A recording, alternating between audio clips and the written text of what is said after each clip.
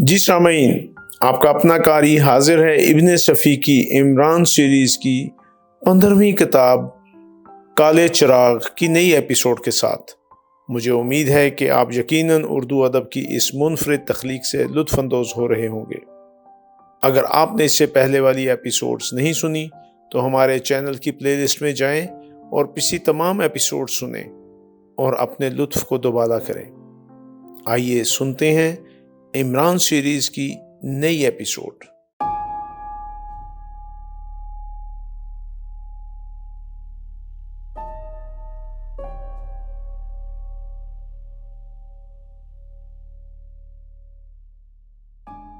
ابے کیوں میرا وقت برباد کر رہا ہے شکیل کے بچے؟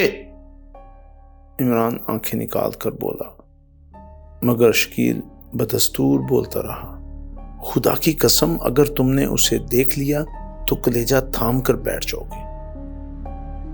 ایسی حسین عورت آج تک میری نظروں سے نہیں گزری۔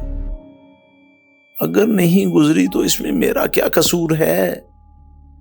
عمران رو دینے والی آواز میں بولا، تم نہیں جانتے کہ میں فی الحال کن جنجالوں سے پیچھا چھڑا کر تم تک پہنچا ہوں۔ میرے پاس بہت تھوڑا وقت ہے۔ شکیل چند لمحے خاموش رہا، پھر بولا، پہلے وہ یہاں کے ایک ہوٹل میں مقیم تھی اور لوگوں کے ہاتھ دیکھ کر ان کے مستقبل کے متعلق پیشین گوئی کیا کرتی تھی۔ تم خود سوچ سکتے ہو کہ وہاں کتنی بھیڑ بھاڑ رہتی ہوگی۔ بتھیرے تو محض اس کا قرب حاصل کرنے کے لیے وہاں جا پہنچے تھے۔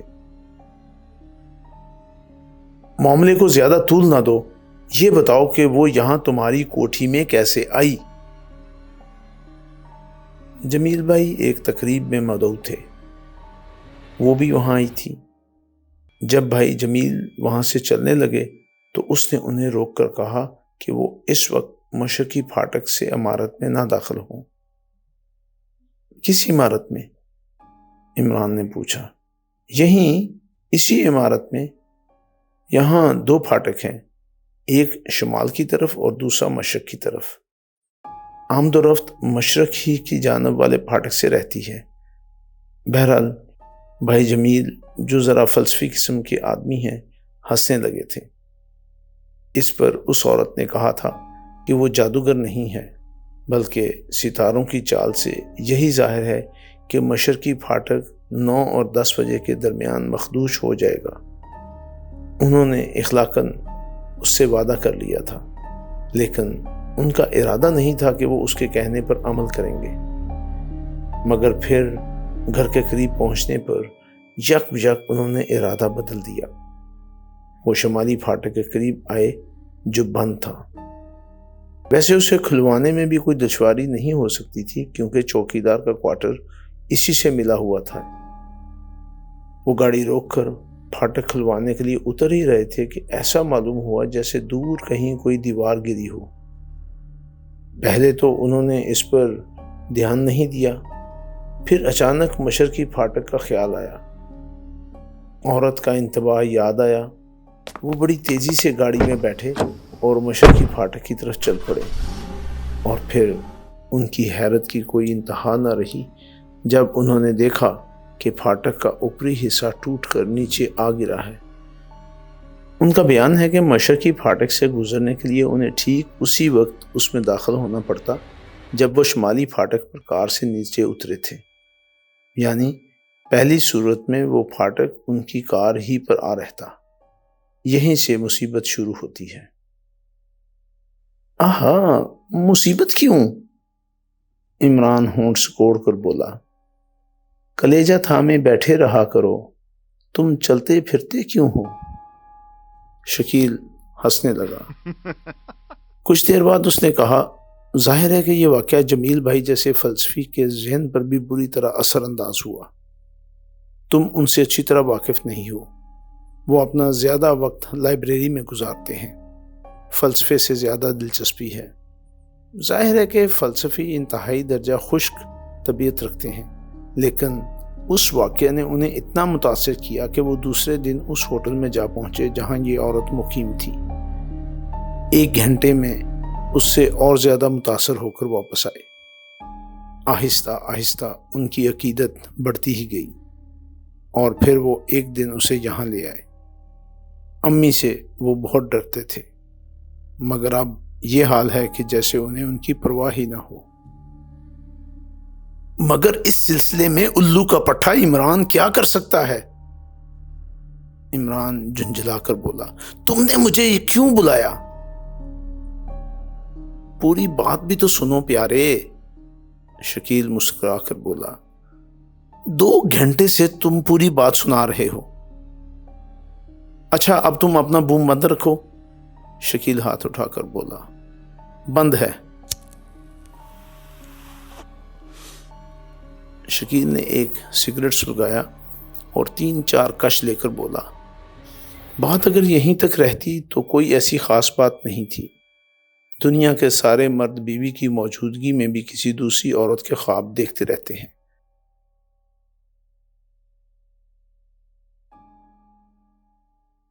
اور یہ بات بتانا مشکل ہوتا ہے کہ زندگی میں کب کوئی دوسری عورت داخل ہو جائے۔ پھر بات بڑھائی تم نے؟ عمران میز پر گھونسا مار کر دھاڑا۔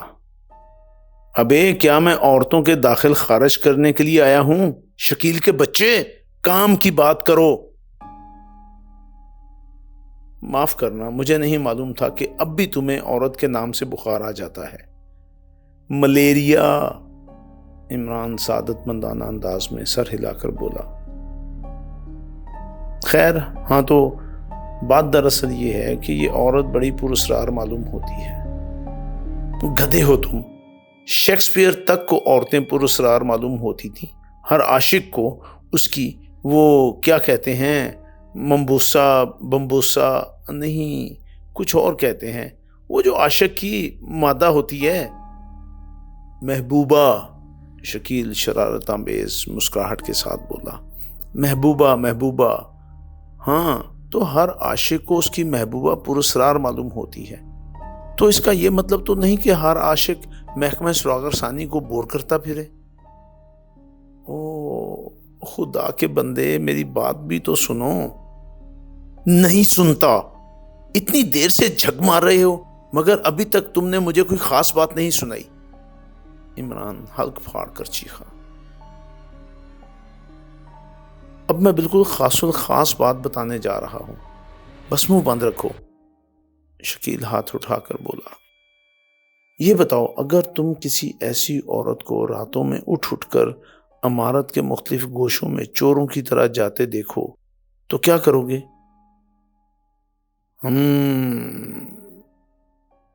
عمران انگڑائی لیتے لیتے رک گیا۔ شکیل کہتا رہا، جاڑوں کی راتیں ہیں، 12 بجے تک پوری عمارت قبرستان ہو جاتی ہے اور پھر وہ اپنے کمرے سے نکل کر چوروں کی طرح کچھ تلاش کرتی پھرتی ہے۔ باریک شعاع والی ٹارچ اس کے ہاتھ میں ہوتی ہے، کبھی اس کی روشنی دیواروں پر رینگتی نظر آتی ہے اور کبھی فرش پر۔ میں 3 راتوں سے اسے دیکھ رہا ہوں، لیکن میں نے ابھی تک کسی سے بھی اس کا تذکرہ نہیں کیا۔ یہ تم نے بہت اچھا کیا ہے، عمران بڑبڑایا۔ اور کوئی خاص بات؟ وہ کہتی ہے کہ وہ سوئٹزرلینڈ سے تنہا آئی ہے اور یہاں کسی بھی غیر ملکی سے اس کی جان پہچان نہیں ہے، لیکن میرا خیال ہے کہ وہ غلط کہتی ہے۔ کس بنا پر خیال ہے؟ پچھلی شام وہ اور جمیل بھائی تفریح کے لیے باہر گئے تھے اور میں ان دونوں کا تعاقب کر رہا تھا۔ بات یہ ہے کہ جب سے اس کی راتوں کی مصروفیات میرے علم میں آئی ہیں، میں تقریباً ہر وقت اس پر نظر رکھنے کی کوشش کرتا ہوں۔ بہرحال پچھلی شام مجھے شبہ ہوا کہ وہ ایک غیر ملکی کو اشارہ کر رہی تھی۔ یہ میں نہ بتا سکوں گا کہ وہ انگریز تھا، جرمن تھا یا فرانسیسی یا یورپ کے کسی اور ملک کا باشندہ، لیکن مجھے شبہ ہے کہ اس نے اسے اشارہ کیا تھا۔ کہاں کی بات ہے؟ پچھلی شام وہ لوگ فگارو میں تھے، یہاں کی بہترین تفریح گاہ۔ مگر یہاں کے بتھیرے بڑے آدمی جمیل سے خار بھی کھانے لگے ہوں گے، عمران بولا۔ قدرتی بات ہے، یہاں کے بتھیرے عیاش اور دولت مند لوگوں نے کوشش کی تھی کہ وہ ہوٹل کی رہائش ترک کر کے ان کے ساتھ قیام کرے، لیکن وہ اس پر تیار نہیں ہوئی تھی۔ بس میدان جمیل بھائی کے ہاتھ رہا۔ وہ ان سے کہہ رہی تھی کہ اسے ہوٹل میں سکون نہیں ملتا۔ جمیل بھائی نے اپنے ساتھ قیام کرنے کی پیشکش کی اور وہ فوراً ہی تیار ہو گئی۔ کیا یہ حیرت انگیز بات نہیں ہے؟ گویا وہ اس کی منتظر تھی کہ جمیل بھائی اس کے لیے اس سے کہیں۔ عمران کچھ نہ بولا۔ شکیل کہتا رہا، اب یہاں اس عمارت میں اس کے معتقدین کی بھیڑ رہتی ہے، 9 بجے سے 12 بجے تک۔ امی کو یہ چیز سخت ناگوار ہے، لیکن بھائی جان کا رویہ کچھ اس قسم کا ہے کہ وہ ان سے نہیں کہنا چاہتی۔ ہو سکتا ہے وہ انہیں سخت باتیں کہہ دیں، لیکن اگر کبھی انہوں نے ایسی حرکت کی تو خدا کی قسم جمیل بھائی کی گردن اڑا دوں گا۔ یہ تمہاری سوتیلی ماں ہے؟ عمران نے کہا۔ میں نہیں سمجھتا، ہم میں سے کوئی بھی نہیں سمجھتا، خود امی بھی نہیں سمجھتی کہ وہ ہماری سوتیلی ماں ہے۔ مجھے بڑی تکلیف ہوتی ہے جب کوئی کہتا ہے کہ وہ ہماری سوتیلی ماں ہے۔ عمران کچھ سوچ رہا تھا۔ شکیل بھی خاموش ہو گیا۔ پھر عمران کچھ دیر بعد بولا، تم نے اس غیر ملکی کا تعاقب نہیں کیا جسے اس عورت نے اشارہ کیا تھا؟ یہی غلطی ہو گئی مجھ سے۔ شکیل لمبی سانس لے کر بولا، مجھے اس کا تعاقب کرنا چاہیے تھا۔ خیر، میں دیکھوں گا، عمران نے انگڑائی لے کر کہا۔ کیا تم بتا سکتے ہو کہ اسے یہاں اس عمارت میں کس چیز کی تلاش ہو سکتی ہے؟ مجھے خود حیرت ہے، کیونکہ میں کسی ایسی چیز سے واقف نہیں ہوں جس میں کوئی غیر ملکی عورت دلچسپی لے سکے، اور یہاں تک پہنچنے کے لیے اسے اتنا لمبا چوڑا ڈرامہ سٹیج کرنا پڑے۔ ہو سکتا ہے تمہاری امی کسی ایسی چیز سے واقف ہوں۔ میں نہیں کہہ سکتا، اور نہ اس تذکرے کو ان کے سامنے چھیڑ سکتا ہوں۔ کیوں؟ ان کی پریشانی بڑھ جائے گی۔ میں نہیں چاہتا کہ وہ مزید الجھنوں میں پڑے۔ عمران پھر کچھ سوچنے لگا۔ کچھ دیر بعد اس نے پوچھا، وہ عورت کس نام سے پکاری جاتی ہے؟ اسٹوریٹا۔ نام سے تو سوئسی معلوم ہوتی ہے۔ عمران بڑبڑایا۔ چند لمحے خاموش رہ کر پھر بولا، کیا وہ لوگوں سے کچھ فیس بھی لیتی ہے؟ ہاں، ہاتھ دیکھنے کے 2500 روپے، روحوں سے ملاقات کرانے کے 300 روپے۔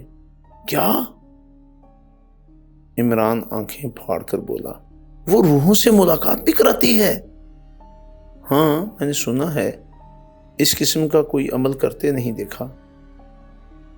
اور اس کے باوجود اس سے خائف نہیں ہو؟ راتوں کو چھپ چھپ کر اس کا تعاقب کیا کرتے ہو؟ بڑے دلیر ہو تم یار۔ یار عمران ڈیئر، عورت ہی تو ہے۔ اگر امی کا خوف نہ ہوتا تو میں خود بھی اس پر عاشق ہو جاتا۔ خبردار، عمران ہاتھ اٹھا کر بولا، اب تم اس پر عاشق نہیں ہو سکتے، کیونکہ میں صرف نام ہی سن کر عاشق ہو گیا ہوں۔ اسٹوریٹا، کتنی مٹھاس ہے۔ ایسا معلوم ہوتا ہے جیسے کسی نے کانوں میں شیرے کی بالٹی الٹ دی ہو۔ تم اور عاشق؟ شکیل ہنسنے لگا۔ کیوں، کیا ہوا؟ کیا مجھے عاشق ہونا نہیں آتا؟ پہلے نہ آتا ہوگا، مگر اب میں بڑی صفائی سے عاشق ہو سکتا ہوں۔ اب تم مجھے دکھاؤ۔ اس عورت نہیں، اسٹوریٹا مجھے اچھا نہیں لگتا، اس لیے میں اسے صرف ریٹا کہوں گا۔ شکیل گھڑی کی طرف دیکھتا ہوا بولا، 15 منٹ بعد وہ لان پر نکل آئے گی، پھر تم قریب سے اس کے درشن کر سکو گے۔ 15 منٹ بہت ہوتے ہیں۔ عمران سچ مچ عاشقوں کے اسی انداز میں ٹھنڈی سانس لے کر بولا۔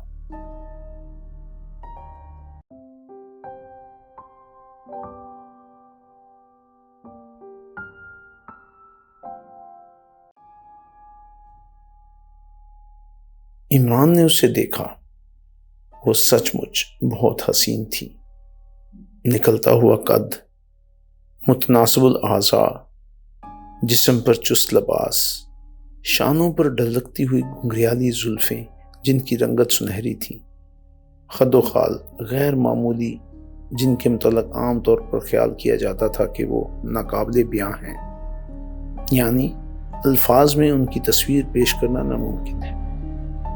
بتھیرے کہتے ہیں کہ شاید وہ خود بھی کوئی روح ہے۔ عمران نے بھی یہی محسوس کیا کہ کچھ دیر دیکھتے رہنے کے باوجود بھی محض یادداشت کے سہارے اس کی شکل و صورت کے متعلق کچھ نہ بتا سکے گا۔ کبھی اس کا اوپری ہونٹ ایک خفیف سے خم کے ساتھ اوپر اٹھ جاتا اور کبھی ایسا معلوم ہوتا جیسے وہ ناک کی جڑ سے دہانے تک بالکل ہموار ہو۔ کبھی آنکھیں خوابناک سی معلوم ہوتی اور ان سے اداسی جھانکنے لگتی، اور کبھی ایسا معلوم ہوتا جیسے جسم کی ساری قوت آنکھوں میں کھینچ آئی ہو۔ نہ جانے کیوں ان بدلتی ہوئی کیفیات کا اثر اس کے خد و خال پر بھی پڑتا تھا۔ وہ لان پر ٹہل رہی تھی، اس کے ساتھ جمیل بھی تھا۔ شکیل اور جمیل میں کافی مشابہت تھی، ویسے دونوں کی ظاہری حالتوں میں بڑا فرق تھا۔ جمیل کے چہرے پر سنجیدگی تھی، ٹھہراؤ تھا، اس کے برعکس شکیل کھلنڈرا اور شوخ معلوم ہوتا تھا۔ کیا میں جمیل بھائی سے تمہارا تعارف کراؤں؟ شکیل نے عمران سے پوچھا۔ ہرگز نہیں، عمران دانت جما کر بولا، میں رقیبوں سے متعارف ہونا پسند نہیں کرتا۔ کیا مطلب؟ میں ابھی اور اسی وقت ان حضرت کو رقیب ڈکلیئر کرتا ہوں، کیونکہ پہلی ہی نظر میں اس دمبالہ عالم پر عاشق ہو چکا ہوں۔ دمبالہ عالم؟ یہ کیا بلا ہے؟ شکیل پر ہنسی کا دورہ پڑ گیا۔ جاہل ہو، تم کیا جانو؟ میں نے اردو کے ایک عشقیہ ناول میں پڑھا تھا، عاشق اپنی ممنونہ ارے پھر بھول گیا، کیا کہتے ہیں، محبوبہ کو ستمگر جفا پیشہ اور دمبالہ عالم کہتا ہے۔ ابے کتالہ عالم ہوگا عاشق کے بچے۔ ارے ہاں یہی تھا، عمران حیرت سے بولا۔ تمہیں کیسے معلوم ہوا؟ دیکھو ڈیئر عمران، تم اسے الو بنایا کرو جو تم سے واقف نہ ہو۔ اچھا تو کوئی ایسا ہی آدمی پکڑ لاؤ، میں اس وقت الو بنانے کے لیے بے چین ہوں، جلدی کرو ورنہ میرا نروس بریک ڈاؤن ہو جائے گا۔ دفتن اسٹوریٹا ان کی طرف مڑی اور وہ اس سے تھوڑے ہی فاصلے پر پام کے بڑے گملوں کے درمیان کھڑے تھے۔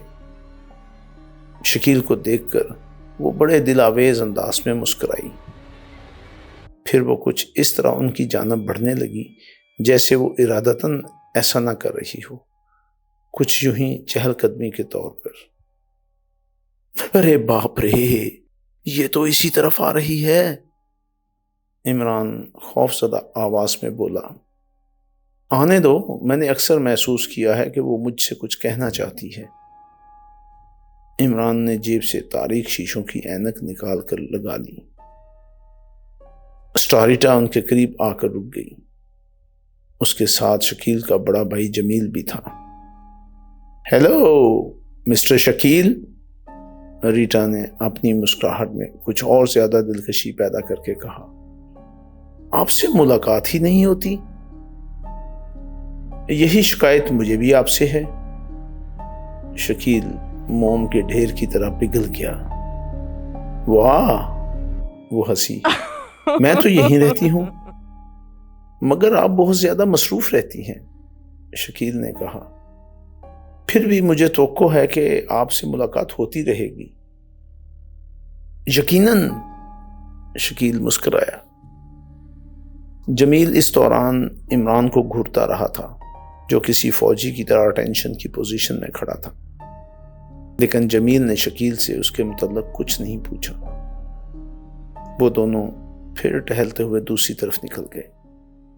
عمران بدستور اسی طرح کھڑا رہا، جب سٹوریٹا اور جمیل دوسری طرف کی کنجوں میں نظروں سے اوجھل ہو گئے تو شکیل عمران کو جھنجھوڑتا ہوا بولا، تمہیں تو سانپ ہی سونگھ گیا تھا۔ عمران کسی اکڑی ہوئی لاش کی طرح کھڑا رہا۔ ارے! اچانک شکیل بکھلا کر پیچھے ہٹ گیا۔ عمران کی سیاہ آنکھوں کے شیشوں کے نیچے موٹے موٹے آنسو ڈھلک رہے تھے۔ پھر اس نے اس کی اینک اتار لی۔ عمران کی آنکھیں کچھ ویران سی نظر آ رہی تھیں اور آنسو تھمنے کا نام نہیں لیتے تھے۔ شکیل نے ایک کہکے کے لیے سٹارٹ لیا، لیکن پھر اس طرح خاموش ہو گیا جیسے وہ غلطی پر رہا ہو، کیونکہ عمران کی سنجیدگی اور آنسوں کی روانی میں کوئی فرق نہیں واقع ہوا تھا۔ عمران، کیا ہو گیا ہے تمہیں؟